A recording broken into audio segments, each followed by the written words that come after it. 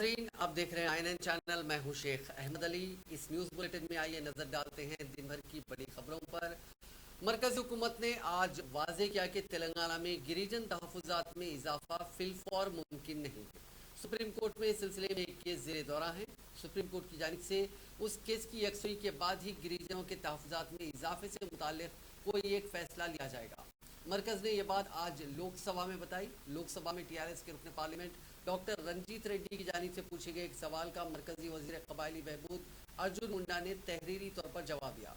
मरकजी वजीर ने अपने जवाब में कहा कि गिरिजनों के तहफुजात में इजाफा करने से मुतालिक एक बिल तेलंगाना से मरकज को मौसूल हुई है, जिसमें मरकजी वजारत दाखिला से दरख्वास्त की गई कि वो गिरिजनों को दिए जाने वाले तहफुजात को 10% तक बढ़ा दे। उन्होंने कहा कि फिलवक्त सुप्रीम कोर्ट में तहफुजात से मुतालिक मुकदमा ज़ेर इल्तिवा है। अदालत उज़्मा में इस केस की यकसुई के बाद ही मरकज इस मसले पर कोई फैसला करेगा। वाज़ेह है कि तेलंगाना हुकूमत 2 साल कबल गिरिजनों को रियासत में दिए जाने वाले 6% तहफुजात में इजाफा करते हुए उसे 10% कर देने की दरख्वास्त करते हुए असेंबली और काउंसिल में करारदाद मंजूर की थी और इस करारदाद को मरकज को रवाना किया था। मरकज की जानिब से कोई वाज़ेह जवाब न मिलने के बाद हालिया दिनों रियासती हुकूमत ने गिरिजनों के तहफुजात को 10% करते हुए एक GO भी जारी किया। कांग्रेस के रुकन पार्लियामेंट व सदर PCC रेवंत रेड्डी ने आज लोकसभा में मरकज की BJP हुकूमत पर मुल्क को मफरूज बना देने और मोदी हुकूमत के 8 साल दौर में डॉलर के मुकाबले में हिंदुस्तानी करेंसी की कदर में इंतहा की गिरावट होने का तस्करा किया। वक्फा सवालात के दौरान रेवंत रेड्डी ने इस मसले को उठाते हुए मरकज से सवाल किया कि डॉलर के मुकाबले में गिरती हुई रुपए की कदर को बचाने के लिए क्या इक़दाम किए जा रहे हैं। उन्होंने कहा कि UPA दौरे हुकूमत में जिस वक्त डॉलर के मुकाबले में हिंदुस्तानी करेंसी 69 रुपये तक पहुंच गई थी, उस वक्त गुजरात के चीफ मिनिस्टर की हैसियत से मौजूदा वजीर आजम नरेंद्र मोदी ने कहा था कि हिंदुस्तानी रुपया ICU में चला गया, लेकिन आज डॉलर के मुकाबले में हिंदुस्तानी करेंसी 82 रुपये से तजावुज कर गई।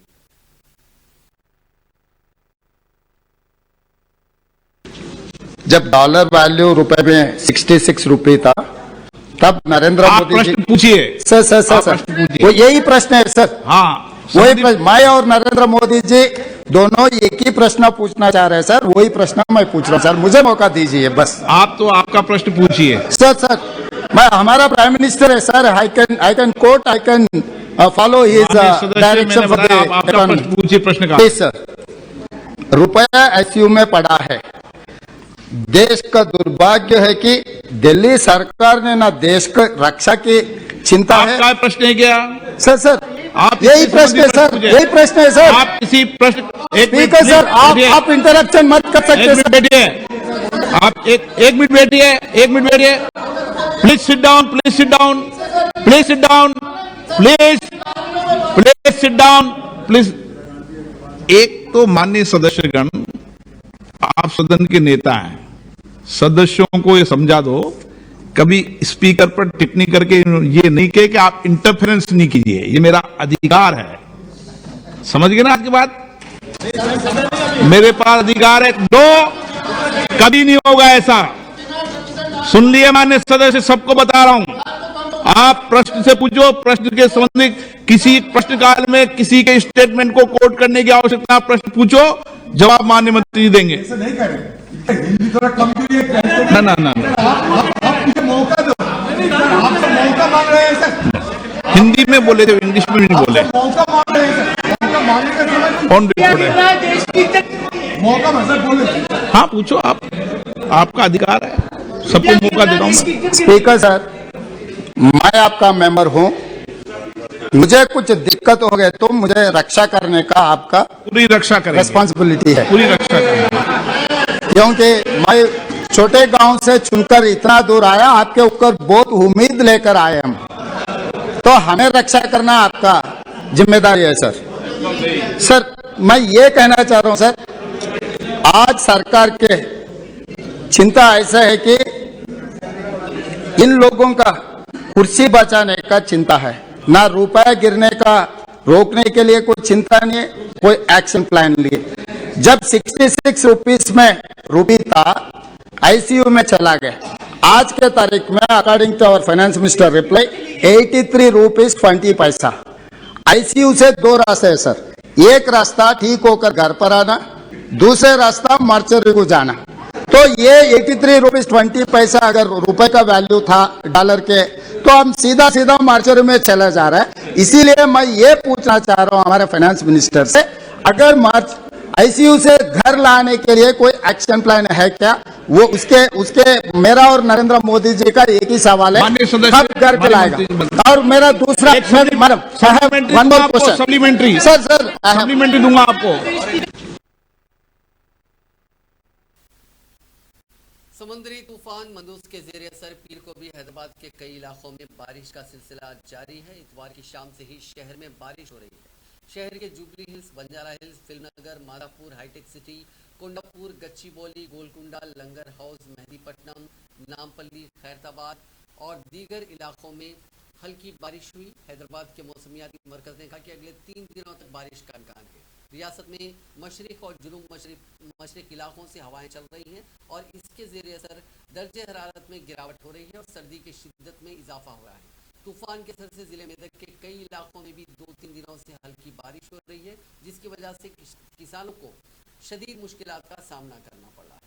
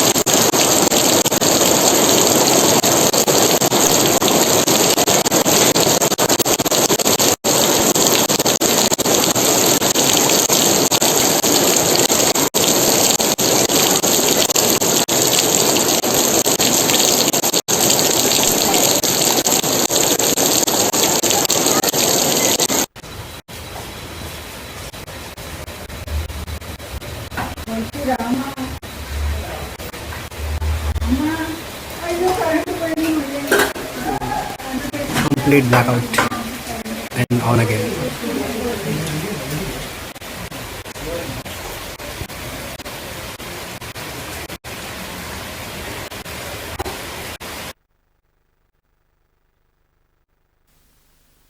आंध्र प्रदेश के chief minister Y Jagan Mohan Reddy ने अहदेदारों को हिदायत दी कि समुद्री तूफान मंदूस के जेर असर गुज़िश्ता 3-4 दिनों के दौरान रायलसीमा और जुनूबी साहिली इलाकों में हुई बारिश के मुतासरीन में राहत की फौरी तकसीम की जाए। उन्होंने कलेक्टर्स को हिदायत दी कि वो राहत के कामों के सिलसिले में इंसानी बुनियाद का ख्याल रखें। आइंदा चंद दिनों के दौरान हमें एहतियात करना चाहिए और कामों को जारी रखना चाहिए। उन्होंने तालेपली में वाक़ अपने कैंप ऑफिस में कलेक्टर्स के साथ वर्चुअल इजलास का एहतमाम करते हुए कहा कि जो इलाके पानी में महसूर हैं वहाँ पर हर खानदान के लिए राशन के साथ 2000 रुपये फी खानदान या 1000 रुपये फीकस रकम दी जाए। तमाम तरह की राहत अंदरून एक हफ्ता तक तकसीम की जाए। चीफ मिनिस्टर ने अहदेदारों से ख्वाहिश की कि वो इस बात को यकीनी बनाएं कि किसान अपनी पैदावार को मायूसी में फरोख्त ना करें। तमाम तरह की धान बशमूल बदरंग धान को MSP से कम दाम पर फरोख्त ना किया जाए। సార్ హ్యూమన్ లాస్ అయితే దేవుడు దేవుని ఏం లేవు సార్ మనకు. అనిమల్ లాస్ తమరు చెప్పినట్లు ఒక 7 బెఫలోస్ 9 కావ్స్ 13 షీప్స్ ఉన్నాయి సార్. రేపటిలోగా ఆ పేమెంట్స్ అన్ని వాళ్ళకి ఇవ్వాల్సిన ఎక్స్రే కూడా ఇవి చేయడం జరుగుతుంది సార్. సార్ హౌస్ డ్యామేజెస్ కూడా సార్ 159 వచ్చాయి సార్. ఇవి ఎక్కువగా మేజర్గా మనకు కచ్చా హౌసెస్ ఎక్కువ ఉన్నాయి సార్. సో ఆ ఎన్యూమరేషన్ కూడా ఈ రోజు కంప్లీట్ చేస్తున్నాం సార్. అవి కంప్లీట్ చేసిన తర్వాత వాటికి సంబంధించి ఎక్స్రే ఏమి ఇవ్వాలనేది కూడా మేము ఫైనల్ చేసుకోవడం జరుగుతుంది సార్. ఆర్డబ్ల్యూఎస్ కానీ పవర్ సప్లై కానీ అన్ని రిస్టోర్ చేశాం సార్. ఎక్కడ కూడా ఇష్యూస్ లేవు, అవన్నీ కూడా రెస్టోర్ అయ్యాయి సార్. ఇక నెల్లూరు కలెక్టర్ చెప్పినట్టు sir R&B roads, panchayat roads ఇవన్నీ కూడా చాలా డ్యామేజ్ అయ్యాయి సార్. ఆ ఎస్టిమేట్స్ కూడా రెడీ చేస్తున్నాం సార్. ఈ రోజు లోపల మేము పంపిస్తాం. FDRC గానే మనకి ఇవ్వగలిగితే వాటిని కూడా ఇమ్మీడియట్ గా టెంపరరీ రెస్టోరేషన్ అయినా మనం కంప్లీట్ గా చేసేదానికి అవకాశం ఉంటుంది సార్. సార్ ఇంకా అగ్రికల్చర్కి వచ్చేటప్పటికి సార్ మా దగ్గర ఇప్పుడు అవుట్ ఆఫ్ 1 lakh సార్ మనకి నార్మల్ ఏరియా, దాంట్లో 53,000 హెక్టార్స్ ఆల్రెడీ మనకు ఇప్పుడు. चीफ मिनिस्टर चंद्रशेखर राव 14 दिसंबर को दिल्ली के सरदार भाई पटेल मार्ग पर भारत राष्ट्र समिति के कौमी हेडक्वार्टर्स की इफ्तिताह से पहले पीर को कौमी दारुल हुकूमत पहुंच गए। सरदार वल्लभ भाई पटेल मार्ग में पहले ही बड़े पैमाने पर BRS के परचम, पोस्टर्स और बैनर्स लगाते हुए चीफ मिनिस्टर का कौमी दारुल हुकूमत में इस्तकबाल किया जा रहा है। चीफ मिनिस्टर इफ्तिताह से पहले खुसूसी पूजा करेंगे। इसी दौरान बीआरएस के दफ्तर का पार्टी कायरीन नामा नागेश्वर राव, एरवली दयाकर राव, लिंगैया यादव और बीबी पाटिल ने मुआयना किया। इस मौके पर लिंगैया यादव ने कहा कि तेलंगाना के अवाम कौमी पार्टी की तश्कील से बहुत खुश है। उन्होंने कहा कि चीफ मिनिस्टर ने कई नई स्कीमात को मुतारिफ किया जिसकी नज़ीर हिंदुस्तान की किसी भी रियासत में नहीं मिलती।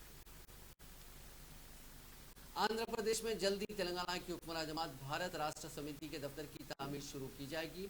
पार्टी के रियासती सदर आदि नारायण ने इस खुसूस में इत्तला देते हुए कहा कि विजयवाड़ा में पार्टी का दफ्तर कायम किया जाएगा जिसकी तामीर के काम जल्द ही शुरू किए जाएंगे। उन्होंने कहा कि जकमपुरी अंदरूनी रिंग रोड के अलावा शहर में 3 मकामात का पार्टी दफातर के क़याम के लिए जायजा लिया जा रहा है। उन्होंने वजाहत की कि हर जुकुमपोडी में 800 गज अराजी पर दफ्तर की तामीर को आला तरजीह दे रहे हैं। उन्होंने कहा कि तेलंगाना के वजीर तलसनी श्रीनिवास यादव इस माह की 18 या 19 तारीख को इन मकामात का मुआयना करने के लिए विजयवाड़ा का दौरा करने वाले हैं।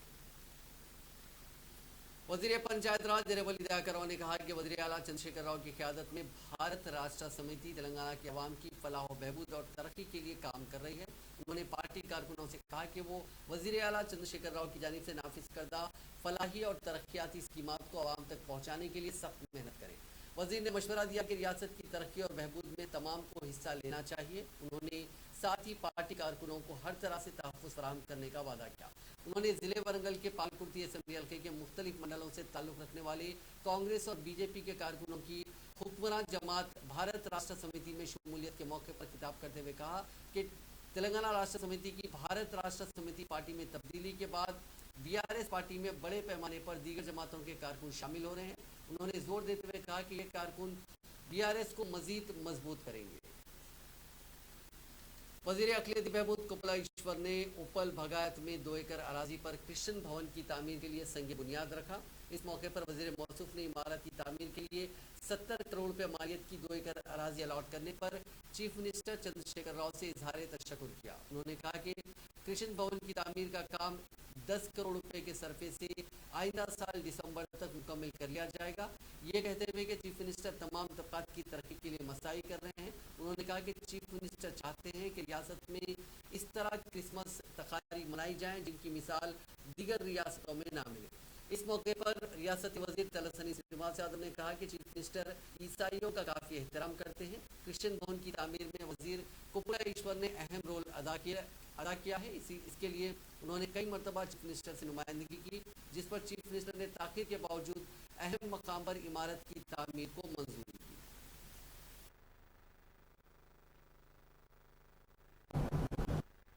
Foundation, Father, Son, and the Holy Spirit.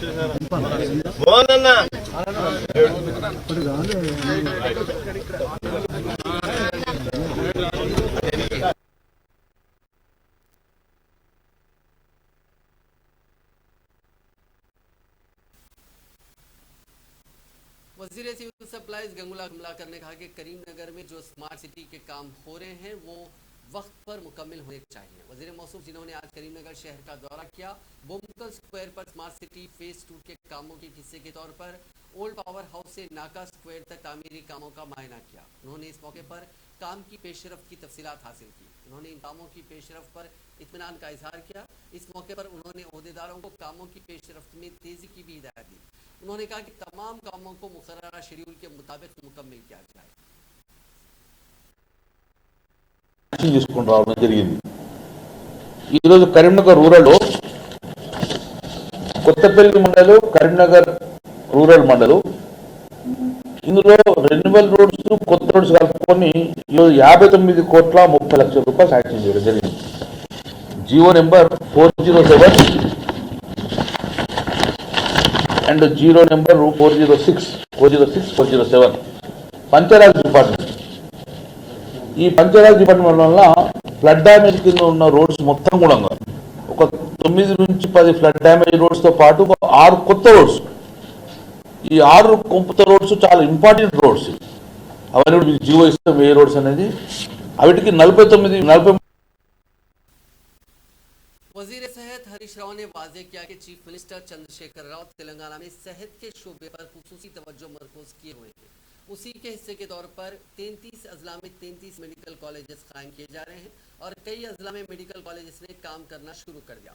Harish Rao ने सिद्दीपेट मेडिकल कॉलेज में पहले पीजी बैच 2022-23 के तुलबा के तारुफी प्रोग्राम से खिताब करते हुए कहा कि सिद्दीपेट मेडिकल कॉलेज का शुमार नए मेडिकल कॉलेजेस में होता है. उन्होंने निशानदेही करते हुए कहा कि उस्मानिया जैसे मेडिकल कॉलेज में हर साल सिर्फ 3 या 4 पीजी सीटें मिलती हैं, लेकिन पहले साल सिद्दीपेट मेडिकल कॉलेज ने रिकॉर्ड 57 पीजी सीटें हासिल की. उन्होंने पीजी मेडिकल सीटों के उसूल में मेडिकल कॉलेज के प्रिंसिपल और प्रोफेसर की कोशिशों की सताइश की.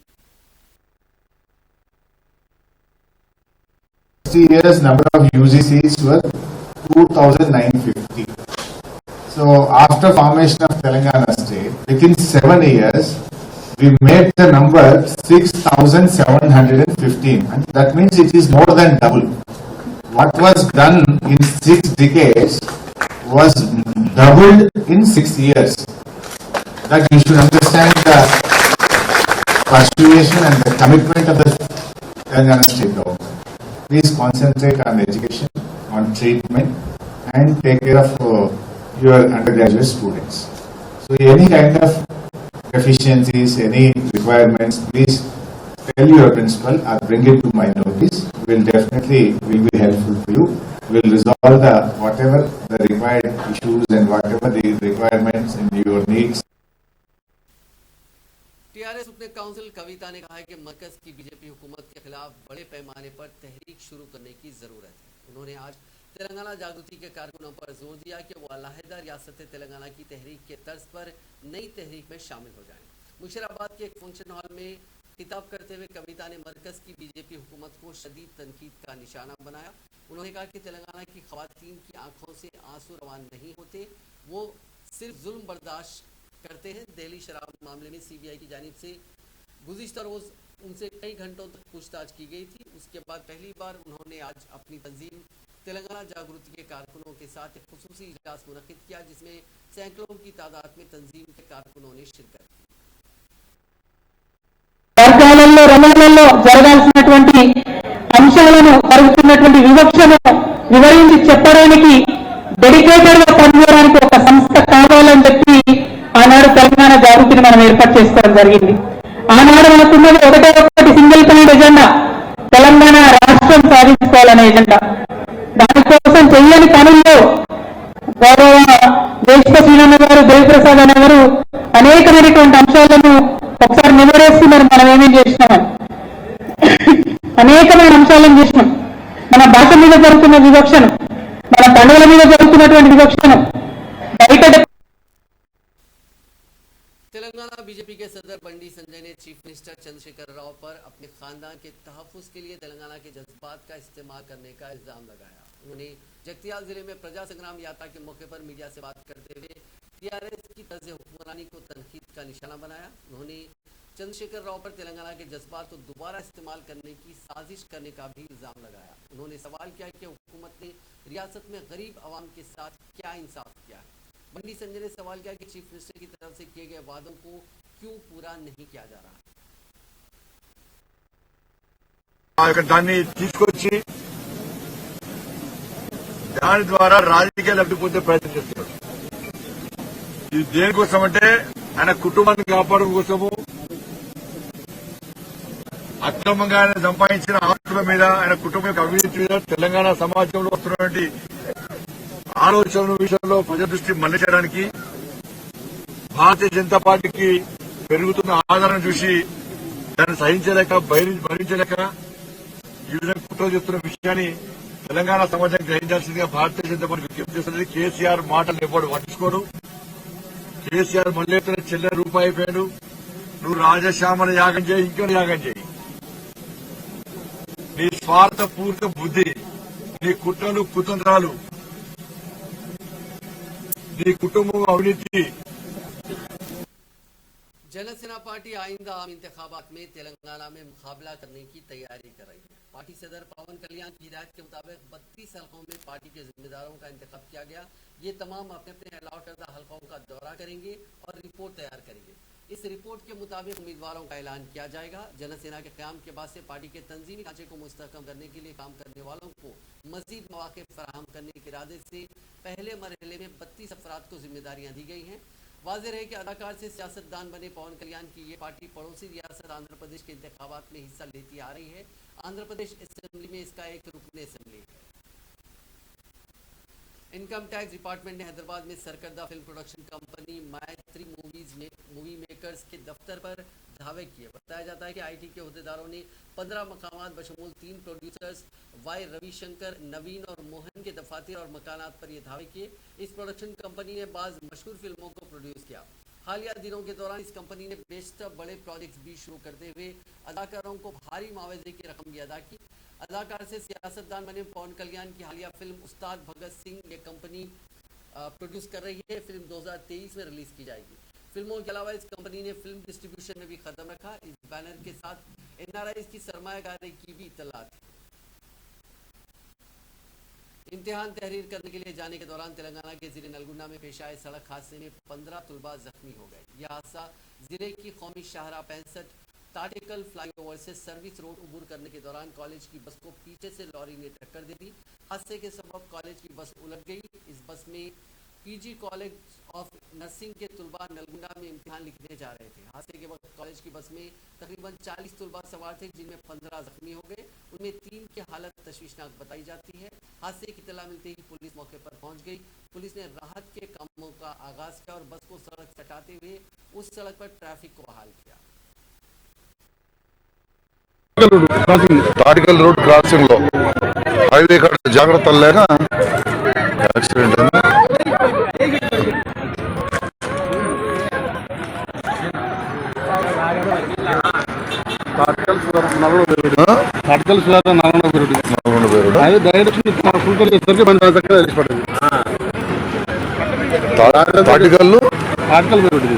తాటికల్ పోయాడు।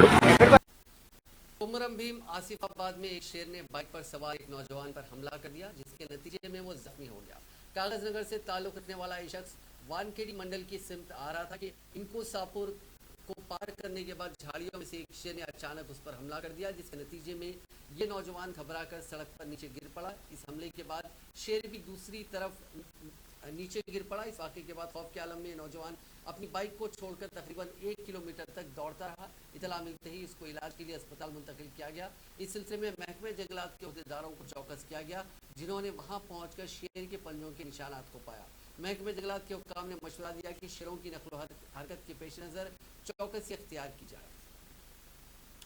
हैदराबाद के पुराने शहर से खातून अपने दोनों कमसिन बच्चों के साथ लापता हो गई। मोहम्मद शबीरुद्दीन, जो हाशिमाबाद चंद्रायन गुट्टा के रहने वाले हैं, उन्होंने अपनी बीवी और बच्चों की गुमशुदगी की शिकायत चंद्रायन गुट्टा पुलिस स्टेशन में दर्ज कराई। उन्होंने शिकायत में कहा कि 3 साल कबल उनकी शादी महजबीन नामी खातून से हुई और उन्हें 2 बच्चे हैं, एक लड़का और एक लड़की। लड़के का नाम हिसान और लड़की का नाम अनम फातिमा बताया गया। शिकायत में कहा गया कि कल उनका अपनी बीवी से मामूली बात पर झगड़ा हुआ, जिसके बाद वो काम पर चले गए। कुछ देर बाद उन्हें फोन आया और बताया गया कि उनकी बीवी बच्चों के साथ अपने माँ बाप के घर बेगम बाजार चली गई। चौहर ने जब ससुराली रिश्तेदारों को फोन किया तो पता चला कि वो उनके घर नहीं पहुंची। शिकायत कुनिदा की बीवी का फोन भी बंद था। काफ़ी तलाश के बाद पुलिस स्टेशन में शिकायत करवाई गई। पुलिस ने शहरियों से ख्वाहिश की कि वो खातून और बच्चों के नजर आने पर चंद्रायन गुट्टा पुलिस स्टेशन या पुलिस कंट्रोल रूम को इत्तला दें। रचाकुंडा पुलिस कमिश्नरेट की मलकाजगिरी स्पेशल ऑपरेशंस टीम ने तकरीबन 9 करोड़ रुपए मालियत की मंशियात जब्त की है और 2 मुलजिमीन को गिरफ्तार किया है। इस टीम ने 2 मुश्तबा अफराद जो मुश्तबा नजर आ रहे थे, उन्हें हिरासत में लेकर पूछगछ की तो उनके कब्जे से भारी मिकदार में नशावर अशिया बरामद हुई। पुलिस का कहना है कि जब्त मंशियात की मालियत तकरीबन 9 करोड़ रुपए है। पुलिस को पता चला कि मुलजिमीन हैदराबाद से कुरियर के जरिए बैरूनी ममालिक को मंशियात सप्लाई किया करते थे। रचाकुंडा पुलिस ने इस खुसूस में 2 मुलजिमीन को गिरफ्तार किया। ड्रग ट्रैफिकिंग रैकेट अरे फर्स्ट ईयर జరిగింది. సో ఈ బేసికలీ మన కంట్రీ నుంచి via Hyderabad via Pune Australia and New Zealand కంట్రీకి ఈ సింథెటిక్ డ్రగ్ దాని పేరు సూడోఎపిడ్రిన్ ఈ డ్రగ్ ని అక్రమ రవాణా వాళ్ళు చేస్తున్నారు. మెయిన్ ఈ సప్లై అంతా చెన్నై నుంచి వస్తున్నాయి అండ్ చెన్నై నుంచి ఇక్కడ మన హైదరాబాద్ తర్వాత పూణే ద్వారా ఎయిర్పోర్ట్ ద్వారా కొరియర్ లో వాళ్ళు ఆస్ట్రేలియా కానీ న్యూజిలాండ్ కంట్రీకి ఇది తరలిస్తున్నారు.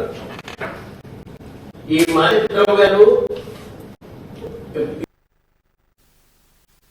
हैदराबाद के अंबरपेट में वाक़ एक मंदिर और पुजारी के भाई के घर में चोरी की वारदात पेश आई। बिरजू गली में रात के वक्त चोरों ने हनुमान मंदिर का ताला तोड़कर वहां से रकम और जेवरात की चोरी कर ली। मामूल के मुताबिक आज जब पुजारी मंदिर खोलने आया तो ताले टूटे हुए थे। उसने पुलिस से शिकायत की। मंदिर को निशाना बनाने के बाद चोर हनुमान मंदिर के पुजारी के छोटे भाई के घर के ताले तोड़कर वहां से भी तराई जेवर, नगदी और साड़ियां चुरा कर ले गए। पुलिस ने इस मामले में केस दर्ज कर लिया और मसरूफ तहकीकात है।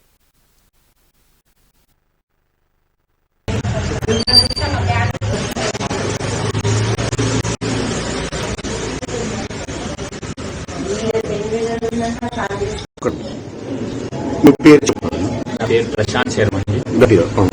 రాత్రి మా దగ్గర మా ఆంజనేయ స్వామిలో వెండి పాదుక స్వామి దొంగతనం అయింది. తర్వాత అట్లనే చిల్లర డబ్బులు, కొన్ని నోట్లు 1000-1500 వరకు ఉండేది, అది పోయినాయి. తర్వాత మా ఇంట్లోకి వచ్చారు, మా తమ్ముడు వాళ్ళ ఇంట్లోకి వచ్చి తాళం విరుగొట్టేసి లోన బీరువాల నుంచి వెండి సామాను 8 గ్రాముల नामपल्ली मुर्गी मार्केट के करीब 7 टेबल में नामालूम चोर ने कल रात मंदिर की गेट का लॉक तोड़कर अंदर दाखिल होकर मंदिर के कई अशिया चुरा लिए और वहां से हुंडी का लॉक तोड़कर उसके अंदर से तकरीबन 5000 रुपए की रकम लेकर फरार हो गया। सुबह जब मंदिर का पंडित वहां पहुंचा तो उन्होंने देखा कि मंदिर की गेट का ताला टूटा हुआ है और मंदिर की हुंडी का ताला भी टूटा हुआ है। इन्होंने फौरी मंदिर के जिम्मेदारों को इसकी इत्तला दी। बादशाह हबीबनगर पुलिस को इसकी इत्तला दी गई। हबीबनगर पुलिस ने इस सिलसिले में केस दर्ज करके तहकीकात शुरू कर दी। मैं जो है अरुण राज, ये 7 मंदिर का ट्रस्टी मेंबर हूँ। ये 7 टेम्पल्स है नामपल्ली चौराहे पटेल चमन के पास। रात में कल जेर जमा छुपा कर लाए गए सोने को शमशाबाद एयरपोर्ट पर कस्टम्स के हुक्काम ने जब्त कर लिया। दुबई से पीर की सुबह की अवलीन सातों में हैदराबाद पहुंचे इस मुसाफिर ने 802 ग्राम सोने को पेस्ट की शक्ल में जेर जामा छुपा कर लाया था। इस मुसाफिर के पास से सोने को जब्त कर लिया गया और उसे पूछताछ की जा रही है।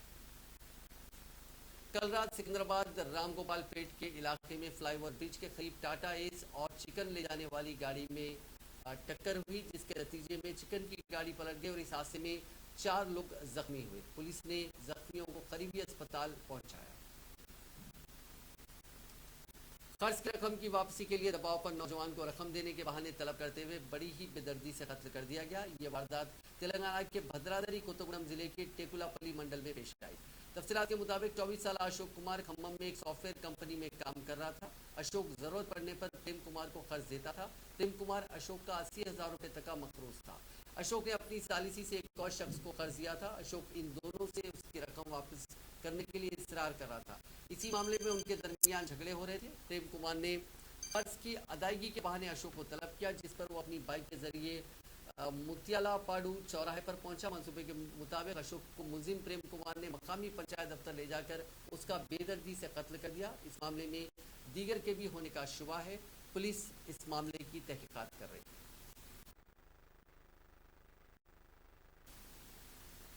नाजरीन, इस न्यूज़ बुलेटिन में बस इतना ही। आप देखते रहिए INM चैनल।